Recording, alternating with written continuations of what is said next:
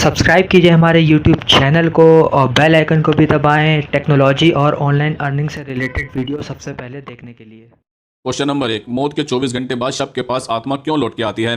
दरअसल इस क्वेश्चन का आंसर हमने इंटरनेट से प्राप्त किया है। इस आंसर में कितनी सच्चाई है हम उसकी पुष्टि नहीं कर सकते और इसमें हमारा कोई व्यक्तिगत मत भी नहीं है।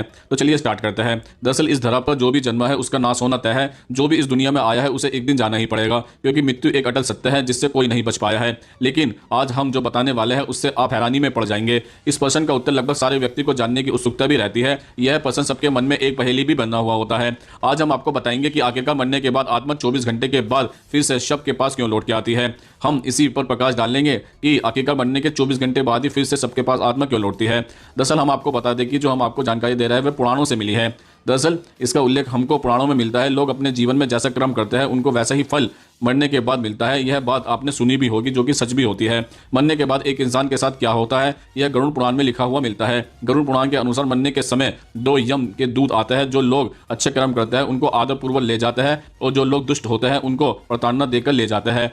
यह दोनों दूत इस आत्मा को यम के सामने ले जाते हैं और इसको यहीं पर 24 घंटे के लिए छोड़ देते हैं। यहाँ पर इसके गलत कर्मों को दिखाया जाता है और फिर 24 घंटे के बाद इसको वापस 13 दिन के लिए वहीं छोड़ दिया जाता है जहां से इसे लाया जाता है। 13 दिन तक इसकी भी सभी क्रियाविधि संपन्न होने के बाद इसे वापस यमलोक में बुला लिया जाता है। क्वेश्चन नंबर 2, कुछ इंजेक्शन बाजू पर और कुछ इंजेक्शन कमर पर क्यों लगाया जाता है।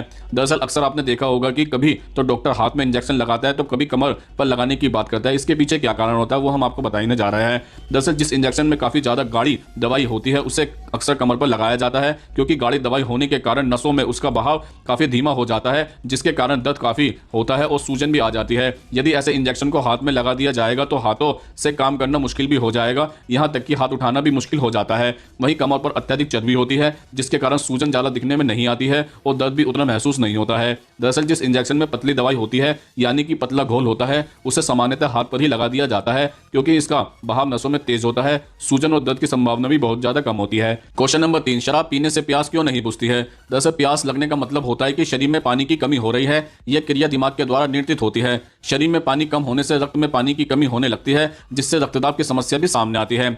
पेशाब और पसीने से पानी तो शरीर से कम होता ही रहता है। पानी की कमी से रक्त में भी अन्य पदार्थों की सड़ता बढ़ जाती है, या यूं कहे कि रक्त गाढ़ा होने लगता है। जब ऐसा होने लगता है तो विशेष प्रकार की कोशिकाओं द्वारा, जो कि मस्तिष्क के क्षेत्र में स्थित होती है और ओस्मोरिसेप्टर कहलाती है, सामान्यतः स्थिति लाने की दिशा में प्रयास किया जाता है। इससे लाल ग्रंथियां आदि अपना स्वाद निकालना बंद कर देती है, जिससे मुंह सूखने लगता है और हमें प्यास लगने लगती है। जब हम पानी पी लेते हैं तो इस अवस्था में यही क्रिया विपरीत दिशा में कार्य करने लगती है और हमारी प्यास बुझ जाती है। लेकिन शराब तो अपने आप में ही एक ऐसा द्रव है जो पानी को सोखती है, अतः शराब से पानी की पूर्ति के बजाय पानी की कमी और होने लगती है। इस स्थिति में शराब से प्यास बुझाने की आशा नहीं की जा सकती। हाँ, कुछ अल्कोहल ऐसे होते हैं जिनमें अल्कोहल कम और पानी अधिक होता है, जैसे कि बियर, अतः इनसे एक सीमा तक प्यास बुझने में सहायता भी मिलती है। परंतु वास्तविकता यह है कि प्यास बुझाने का साधन पानी ही है, अल्कोहल नहीं है। अतः प्यास लगे तो आपको पानी ही पीना चाहिए, इसी से आपकी प्यास बुझती है। क्वेश्चन नंबर 4, सर्दियों में नारियल तेल जम जाता है लेकिन नारियल पानी नहीं जमता है। दरअसल नारियल के तेल में चिकनाई अर्थात चर्बी, जिसे सीधी सीधी भाषा में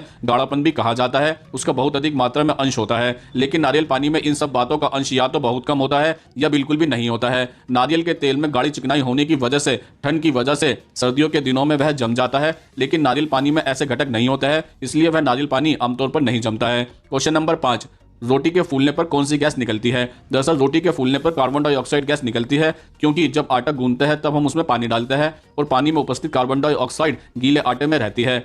तब तवे पर रोटी दोनों साइड सेकते हैं, तब दोनों साइड के बीच की जगह में कार्बन डाइऑक्साइड हल्की साइड से बाहर निकलने का प्रेशर लगाती है। इस तरह ही रोटी भी फूल जाती है, इसलिए हम कह सकते हैं कि रोटी के अंदर कार्बन डाइऑक्साइड गैस होती है। क्वेश्चन नंबर 6, एयर कंडीशन या एसी की इकाई टन में ही क्यों होती है। दरअसल 1 टन का एसी का मतलब उसकी क्षमता दर्शाता है, न कि उसके वजन से कोई उसका रिश्ता होता है। दरअसल 1 टन एयर कंडीशन मात्र 24 घंटे में 1 टन का बर्फ पिघलाने के लिए जितनी भी हीट गर्मी की जरूरत हो उतनी ही गर्मी सीमित वातावरण से निकालने लेने की क्षमता वाला होता है। लगभग 2,46,000 BTU गर्मी 24 घंटे में सीमित वातावरण से खींच लेता है।